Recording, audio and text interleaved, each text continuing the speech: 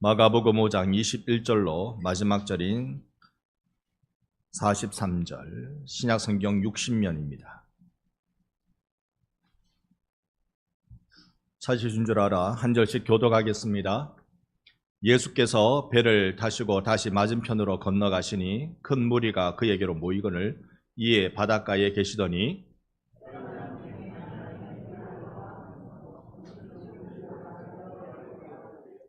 간곡히 구하여 이르되 내 어린 딸이 죽게 되었사오니 오셔서 그 위에 손을 얹으사 그로 구원을 받아 살게 하소서 하거늘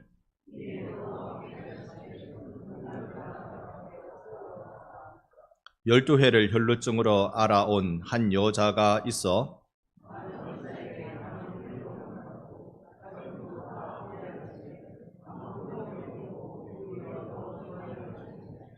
예수의 소문을 듣고 무리 가운데 끼어 뒤로 와서 그의 옷에 손을 대니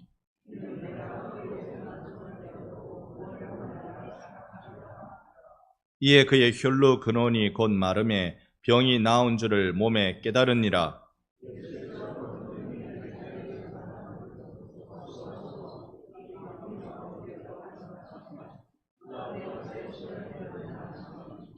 제자들이 여짜오되 무리가 애워싸 미는 것을 보시며 누가 내게 손을 대었느냐 물으시나이까 하되 여자가 자기에게 이루어진 일을 알고 두려워하여 떨며 와서 그 앞에 엎드려 모든 사실을 여쭈니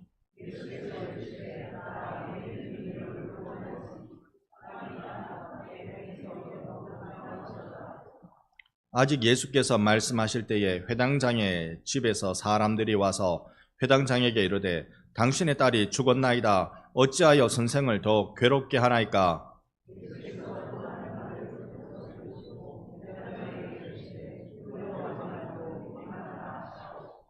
베드로와 야고보의 형제 요한 외에 아무도 따라옴을 허락하지 아니하시고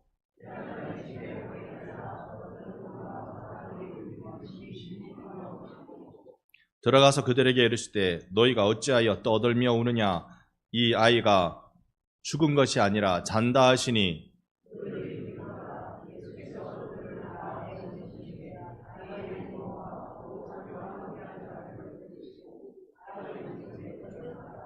그 아이의 손을 잡고 이르시되 달리다 굼 하시니 번역하면 곧 내가 내게 말하노니 소녀야 일어나라 하심이라.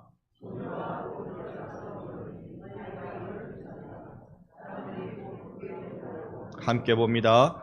예수께서 이 일을 아무도 알지 못하게 하라고 그들을 많이 경계하시고 이에 소녀에게 먹을 것을 주라 하시니라. 아멘. 할렐루야. 우리 오신 여러분들 좌우를 향하여 인사합니다. 사랑합니다. 존경합니다. 지난 한 주 동안 많이 놀라셨지요? 네, 많이 놀랐습니다. 오늘 우리 하나님의 생명의 말씀이 우리의 마음을 고치고 이 나라를 고치는 기적을 우리 경험하기를 원합니다. 예전에 한번 여러분께 말씀드렸습니다만 부산의 어느 목사님이 이날 조금 늦게 주보를 인쇄소에 맡겼습니다. 그 인쇄소 사장님이 목사님한테 다시 전화를 걸었어요. 목사님, 본문은 시편 23편인데 제목이 없습니다. 이 목사님이 그래? 여호와는 나의 목자시니 목사님, 여호와는 나의 목자시니 이렇게만 적으면 되겠습니까? 여호와는 나의 목자시니 그거면 됐지 뭐. 그리고 전화를 끊었습니다. 다음날 아침에 주보를 딱 보니 설교의 제목이 여호와는 나의 목자시니 그거면 됐지 뭐. 이렇게 나왔습니다. 우리가 한번 곰곰이 생각해 보면 설교 제목이 설교를 다 했다. 어떻습니까? 여호와는 나의 목자시니 그거면 됐지 뭐. 그거면 됐지 뭐. 미국의 한 소년이 소아암에 걸려서 오늘 내일 하고 있었습니다. 이 어머니가 거기에 같이 잘 수 없으니까 그날 저녁에 아이의 손을 잡고 의사가 마지막이 될 것 같다 그랬거든요. 손을 잡고 이 아이를 위해서 기도해주고 아이를 축복하고 그리고 천국에 잘 들어가도록 그렇게 이야기해주고 마지막에 이 말해주고 왔습니다.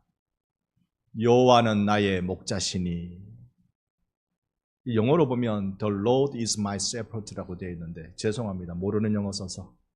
그런데요. 이 어머니가 그래요. 네 번째 단어가 뭐지?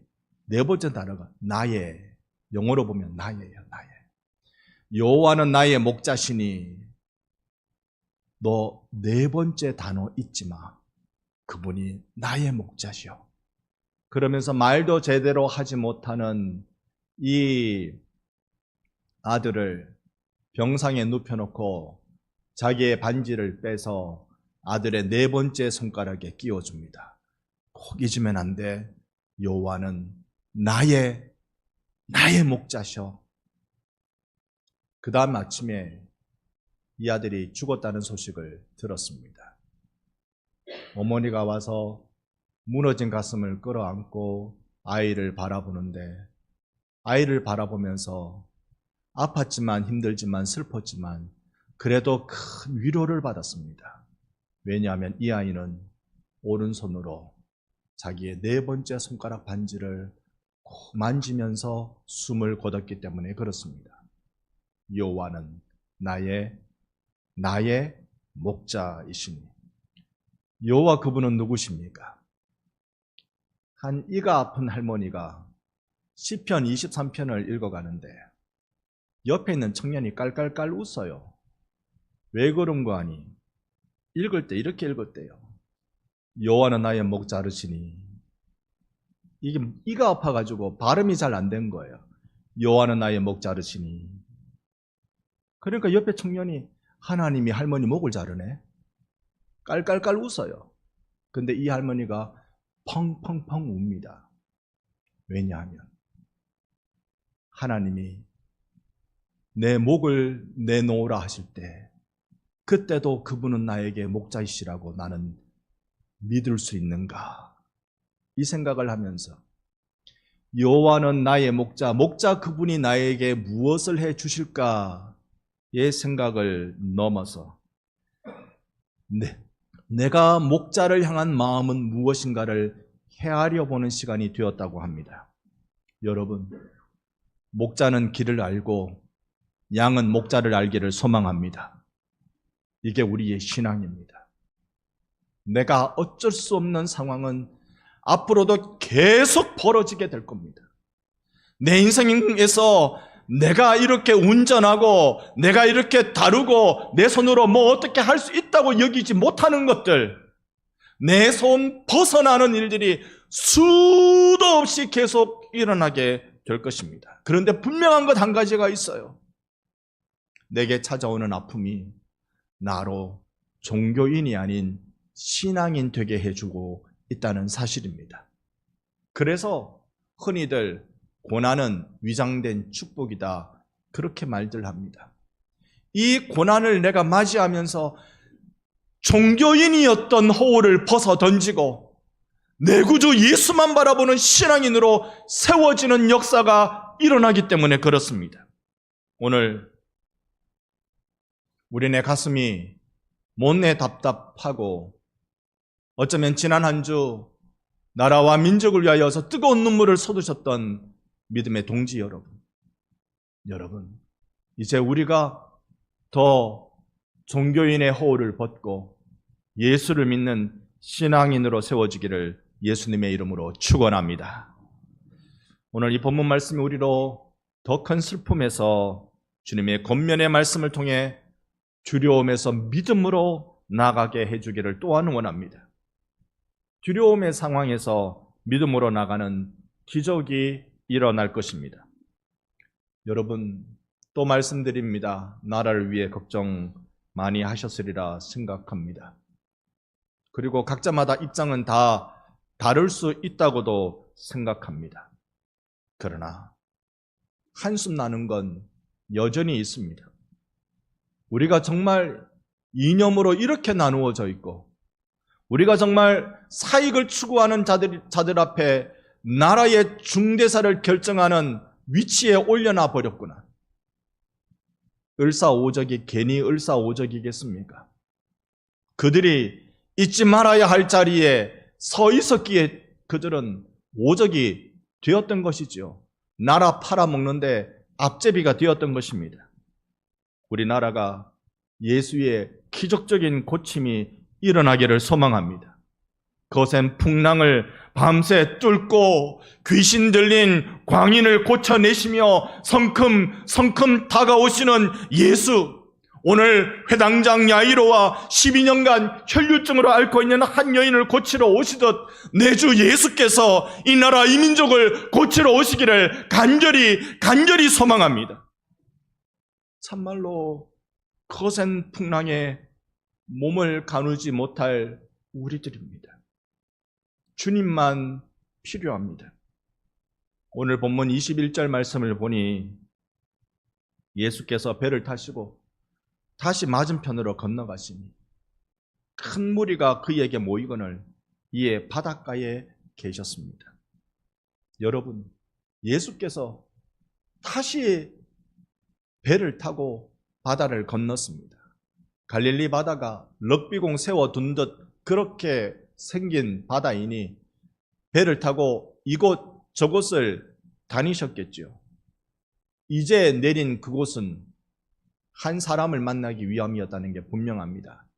22절 말씀에 보니 그 한 사람은 회당장 야이로라는 이입니다. 회당장이에요.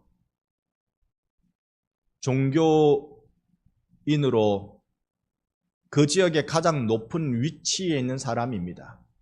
그 지역 대표예요. 회당의 대표입니다. 그런데 그에게 아픈 딸이 있었습니다. 성경의 표현에 보면 죽게 되었다고 설명합니다. 아픈 딸이 왜 죽게 되었는지는 자세한 설명이 없어 모르겠습니다만 갑작스러운 열병이 이지 않았겠나 생각해 봅니다. 여러분, 내가 가지고 있는 아픔이 나를 회당장이라는 종교인에서 예수 앞에 엎드리는 신앙인으로 만들어주고 있습니다.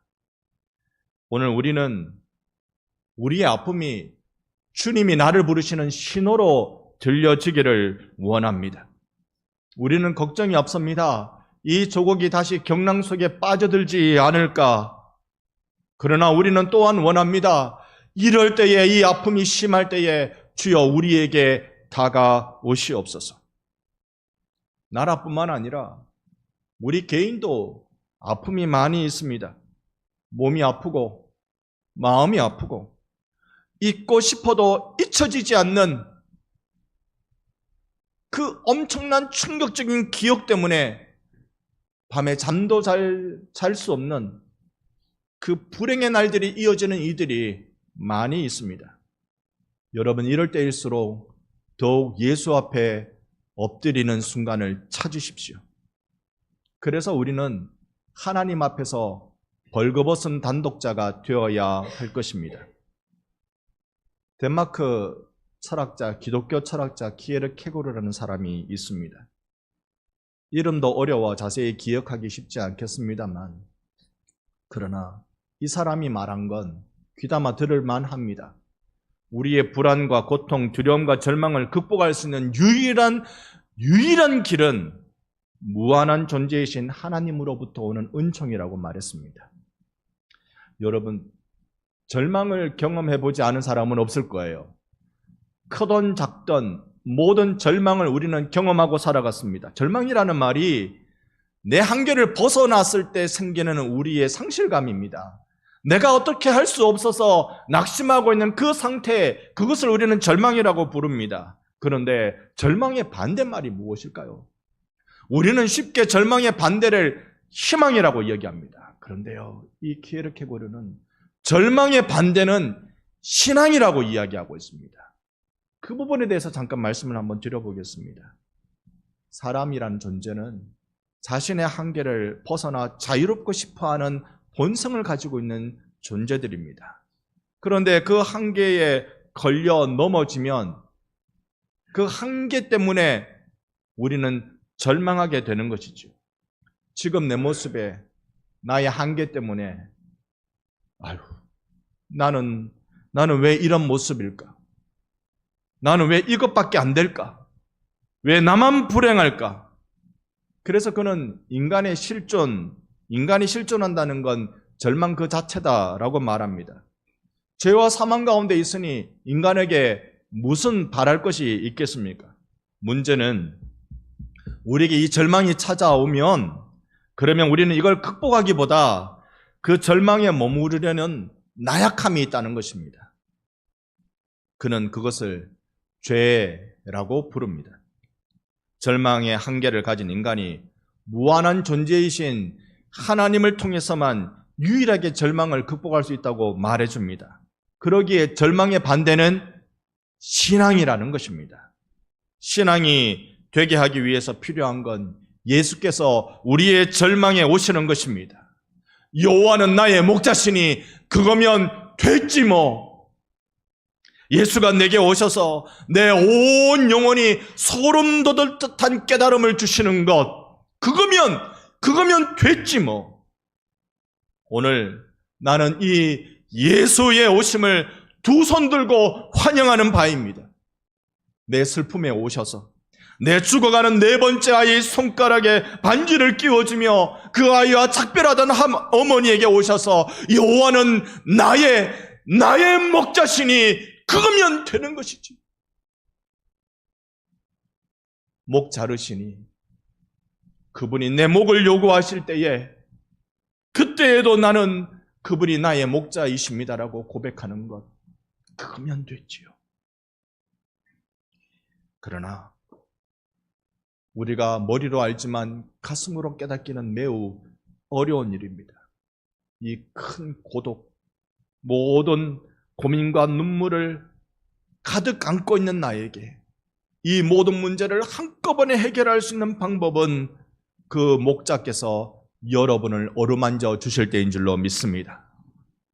딸이 죽어감을 맞이하는 야이로가 예수 앞에 설 때에 그제서야 그는 내가 회당장이지만 이 마을엔 내가 대표이지만 그는 예수 앞에 바짝 엎드리는 모습을 보여줍니다. 종교인에서 신앙인으로 신 앞에 단독자로 서가는 것입니다. 아무것도 자신을 가릴 것 없는 벌거벗은 단독자 말입니다. 그래서 야이로는 그 상태에 예수님께 한 가지 청을 넣습니다. 예수님, 내 딸이 죽어갑니다. 내 딸을 살려주십시오. 예수님의 대답은 그래, 함께 가자. 여기에 예수님과 함께 자신의 집으로 가고 있는 야이로에게 예상하지 못했던 사건이 발생합니다. 그것은 바로 12년 동안 혈루증을 앓고 있던 한 여인이 예수님께 다가온 것입니다.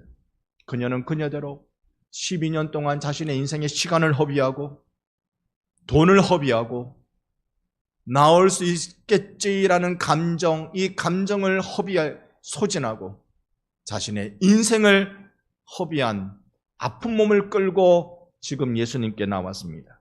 오직 한 가지 마음만 가지고 나왔습니다. 오늘 본문 26절로 28절을 한번 다시 교독하겠습니다. 많은 의사에게 많은 괴로움을 받았고 가진 것도 다 허비하였으되 아무 효염이 없고 도리어 중하여졌던 차에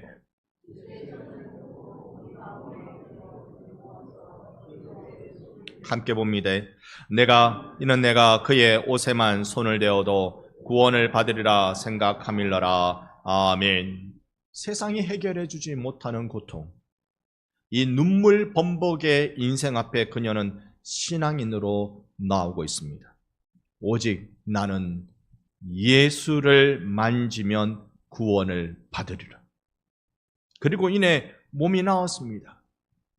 자신의 믿음을 따라 몸이 낫고 난 뒤에 그녀의 반응은 거룩한 두려움이었습니다.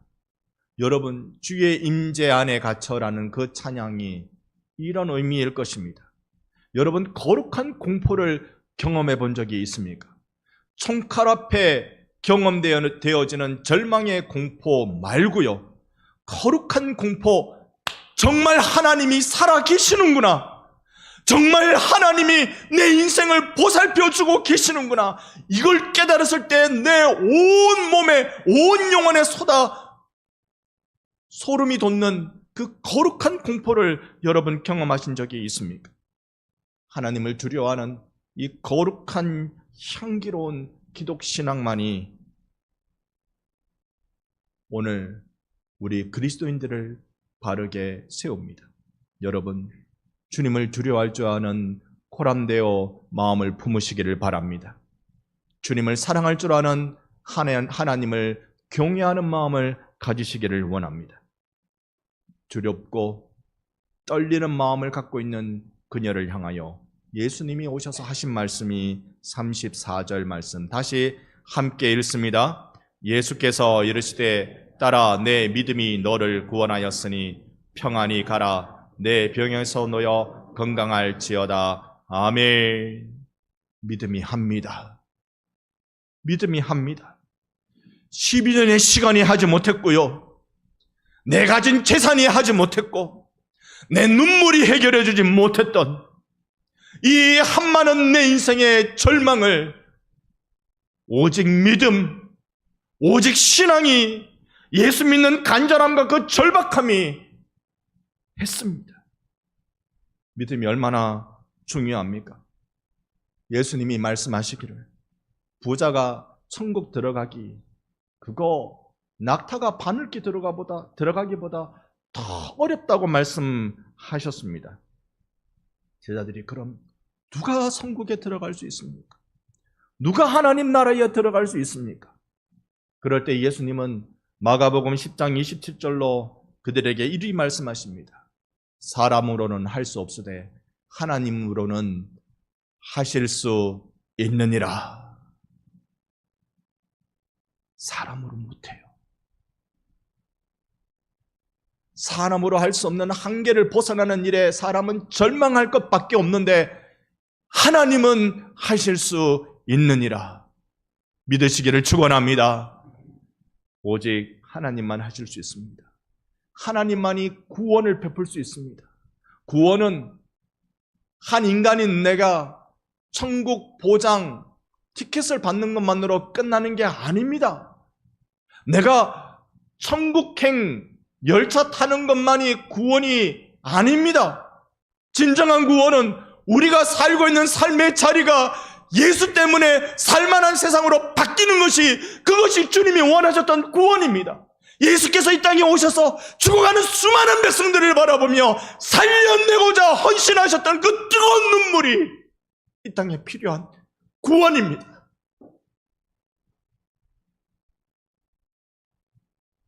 여러분, 저는 한 가지 사실을 믿습니다.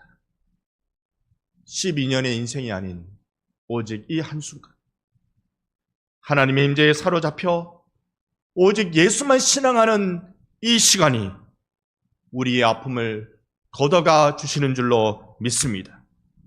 이런 은혜로운 시간에, 이런 감격의 시간에 우리는 머물러 있기를, 젖어 있기를 원합니다.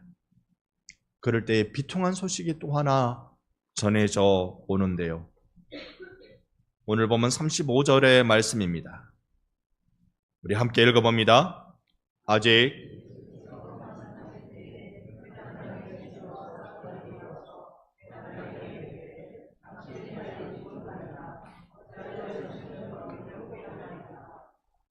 이제 이 비보는요, 이 슬픔의 소식은 세상이 다 끝난 것 같은 소식입니다. 여러분, 아무리 용하다는 의사도 흔히 중국의 용하다는 의사 화타가 다시 이 땅에 온다 해도 환자 목숨줄이 붙어 있어야 살릴 거 아니에요. 의사가 사망 선고 내리면 끝이잖아요. 살아있어야 곧 죽을 듯 거친 숨을 몰아내쉬고 있는 중일지라도 살아있어야, 목숨줄 붙어 있어야 고칠 것 아니에요. 해당장 집에서 사람들이 왔습니다. 하인들이 왔겠죠. 회당장이요, 당신 딸이 죽었습니다. 더 이상 저 예수를 괴롭게 하지 말고 그냥 오세요. 다 끝났습니다. 한 가지 소망 붙들고 예수 앞에 나갔지만 그거 이제 아무런 의미가 없습니다. 다 끝이에요. 다 끝이에요. 세상은 그렇게 말합니다. 상황이 이 정도 되면 신이 와도 안 된다. 누가 와도 못한다. 목숨이 붙어 있어야 살릴 것 아니냐고. 우리 세상도 그렇습니다. 이제는 별 수 없는 것 아닌가. 이 험한 세상, 이제 더 이상은 희망할 게 없지 않는가. 이렇게까지 되었으면 이제 신앙으로는 안 되는 거 아닌가.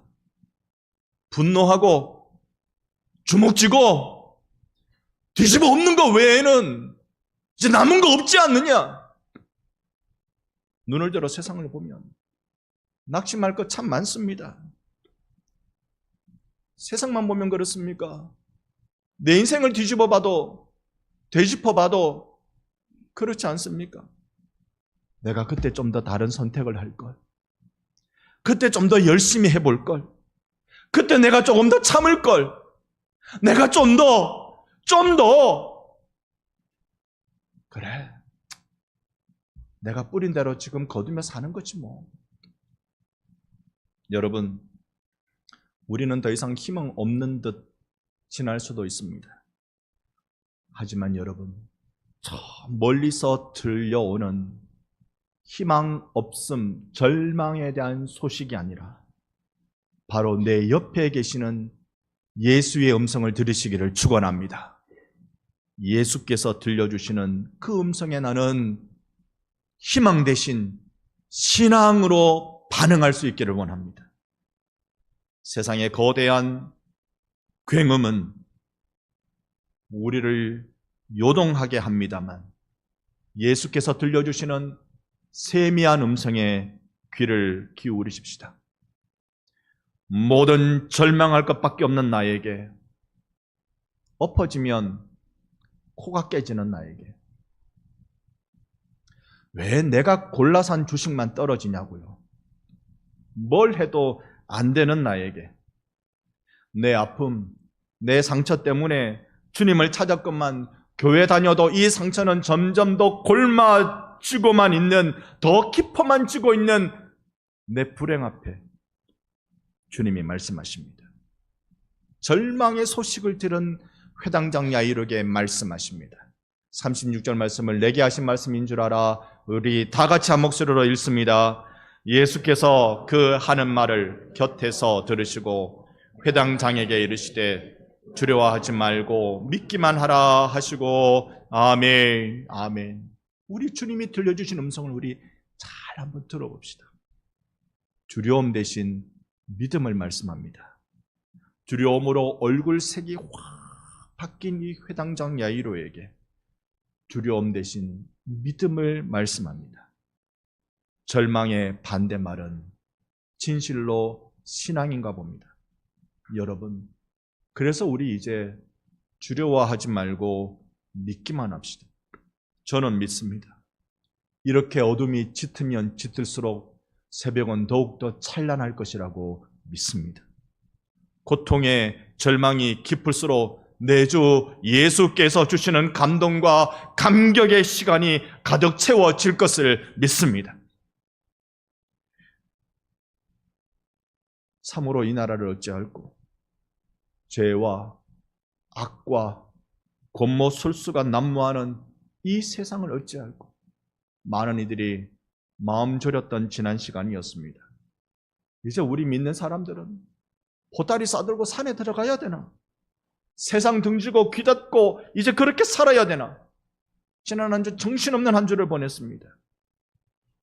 어릴 적 제대로 기억도 안 나는 제 어릴 적 한순간을 되짚어 보면 그때 저는 처음으로 계엄이 뭔지 들었습니다. 당시에는 매스컴이 다 통제되었으니까 잘 알 길이 없었죠. 그런데 친구들과 손잡고 아마 국민학교 다닐 때였던 것 같은데요. 저기 도로의 벽지에 탁 붙었는데 군인들이 이 사람들을 죽였대요. 죽였다고 내놓은 그 사진들이 어린 저에게 너무나도 충격적이었습니다. 등골이 오싹했습니다. 지난주에 비상계엄령이 발동됐다. 저는 그때요, 바로 누가 생각난 줄 압니까? 저는 그때 저기 군복무직인 화목이가 생각나고 예순이가 생각났습니다. 우리네 교회의 자녀들 중에 군 복무 중인 귀한 아들들이 생각났습니다. 물론 제 아들은 지난달 29일 날 제대를 했습니다.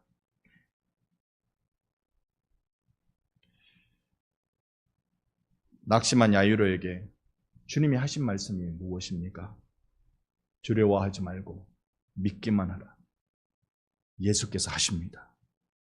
이 조국의 어둠을 걷어내고 교회를 부흥케 하사 사람으로 할 수 없는 일, 하늘 문 열어서 부흥의 폭포수 부어주셔서 이 나라 이 민족을 고쳐주실 것입니다. 구한말 외세의 침입이 잦고 국론이 분열되고 지도자들은 자기 유익을 추구하는 그때에 나라라도 팔아먹을 그 기세에 등등할 때 백성들은 자기를 지켜줄 왕이 감당하지 못하는 쉽게 허물어지는 그 모습을 보면서 낙심했습니다.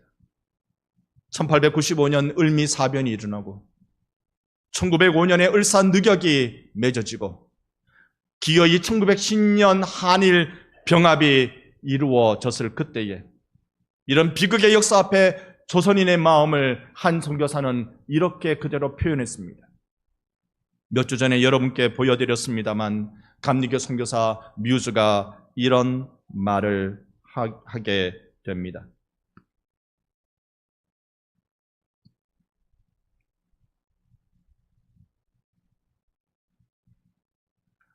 의지할 곳 도무지 없어. 그의 편지, 선교 본부로 보내는 편지에 보면 이 말을 그대로 입력했습니다. 전 처음에 이 글이 무슨 글인지 몰랐는데 이 영어 글이 의지할 곳 도무지 없어. 이 나라 이 민족의 조선이라는 나라의 상황을 보니 의지할 곳 도무지 없어. 왕은 힘이 없고 신하들은 나라를 팔아먹을 기세고 국군은 기울어져 외세에 이제 곧 넘어갈 상황. 1906년에 보낸 편지입니다. 그런 이때 이 무즈 선교사가 이런 것까지 보태어 보고합니다. 진짜 황금 같은 기회가 이 땅의 그리스도인들에게 왔습니다. 왜 이게 황금 같은 기회이지요?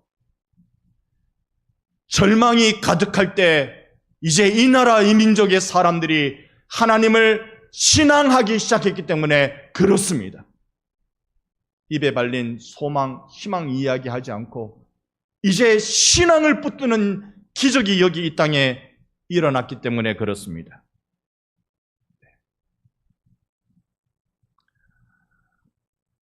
오늘 우리는 주님을 초청합니다. 우리가 살고 있는 이 시대에 주님을 원합니다. 주님만을 믿습니다. 주님이 해주실 말씀을 기대합니다. 죽은 딸아이가 있는 그 현장에 예수님 찾아가셔서 이리 말씀합니다. 41절 말씀입니다. 함께 읽습니다. 그 아이의 손을 잡고 이르시되 달리다 굼 하시니 번역하면 곧 내가 내게 말하노니 소녀야 일어나라 하심이라. 아멘. 달리다 굼, 일어나라, 일어나라. 여러분, 우리 반성교회에 손잡아 일으켜주시는 주님의 음성을 듣기를 소망합니다. 여러분 한번 받아해 주시기 바랍니다. 성도여 달리다 굼, 교회여 달리다금, 조국이여 달리다금. 여러분, 예수의 음성을 들으시기를 원합니다. 사람으로는 할 수 없는데 하나님으로는 하실 수 있느니라. 이 한 가지 사실을 붙잡고 이 자리에 앉아 계신 여러분들이 지금의 이 시대를 바라보는, 현상을 바라보는 진단은 서로 다 다를 수 있다고 생각합니다. 그런 다양성이, 당연히 건강한 공동체는 그런 다양성을 갖고 있지요. 그러나 동일한 한 가지의 마음은 예수만이 이 나라를 고치신다. 여러분, 예수만이 여러분의 손을 잡고 소녀야 일어나라라고 명하시는 그 음성을 들어 예수 앞에 함께 일어나는 우리 반성교회가 되기를 주 예수의 이름으로 축원합니다. 아멘.